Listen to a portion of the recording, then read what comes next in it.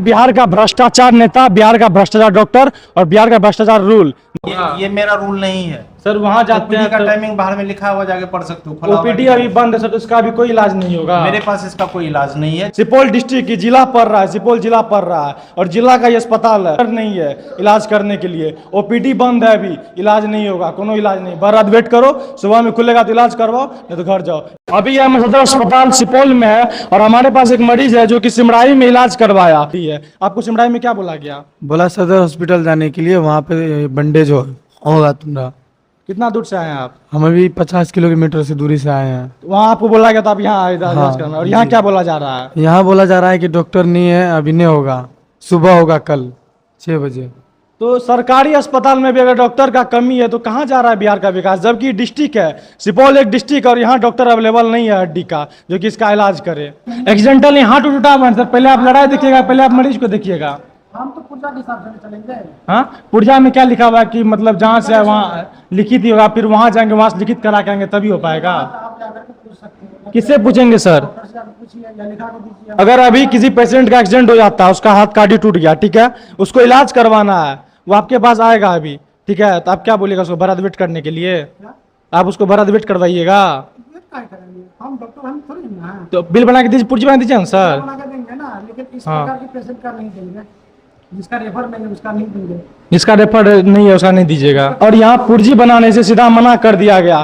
क्या physical export है, बोला लिखित लिखवा के लाइए वहाँ से, उसके बाद ही पुर्जी बनेगा। और एक ही डॉक्टर अभी अवेलेबल है इमरजेंसी केस में, आइए उससे बात करते हैं। सर ये पेशेंट जो है, ठीक है, हम लोग का नियरेस्ट पड़ता है सिमराई बाजार, वहाँ ले गए, वहाँ इसका देखा, ठीक है, यहाँ रेफर किया, लेकिन लिखा नहीं रेफर में, और हम लोग ये भूल चुके हैं, उसको बोले नहीं कि रेफर लिख दीजिए।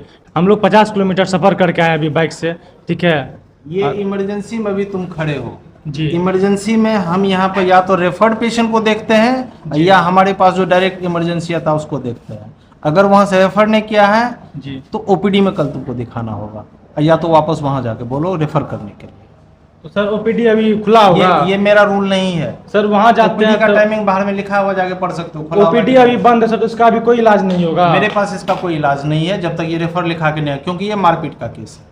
जब तक मारपीट का केस रेफर होके नहीं आएगा हम लोग यहाँ कुछ नहीं करेंगे। अभी जो इमरजेंसी रूम में हम लोग गए हुए थे डॉक्टर के पास, उसका आप लोग सुनिए लिए तुम तराम। अभी कोई भी डॉक्टर मौजूद नहीं है जो कि इसको देखेगा। 50 किलोमीटर सफर करके आया, वो मैंने रखता भरत वेट करेगा, जब तक ओपीडी नहीं खुला तक कोई इलाज नहीं। बस यही कारण है लोग प्राइवेट को जाता है, और प्राइवेट पहले जाता है, उसके बाद सरकारी सोचता है, सरकारी को सेकंड ऑप्शन में रखता है। बस यही कारण है। नहीं है बिहार का कानून, बिहार का सिस्टम, बिहार का व्यवस्था, मतलब कि जब तक ओपीडी नहीं खुलेगा तक इसका कोई इलाज नहीं होगा। अगर रेफर लिखना वहाँ भूल गया, इसका कोई यहाँ माँ बाप नहीं है। भर रात वेट करेगा, सुबह में मन होगा तो इलाज करेगा, नहीं तो कोई बात नहीं है।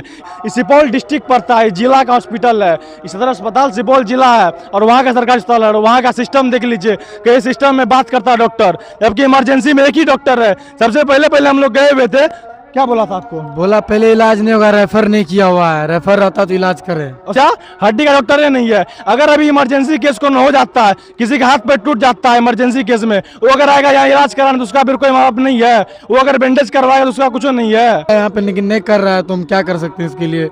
एक बार आवाज़ उठाना भी चाहिए इस हॉस्पिटल के लिए, ताकि हॉस्पिटल ऐसा होना चाहिए कि रात बिरात कोई अगर पेशेंट आता है उसको देखना चाहिए।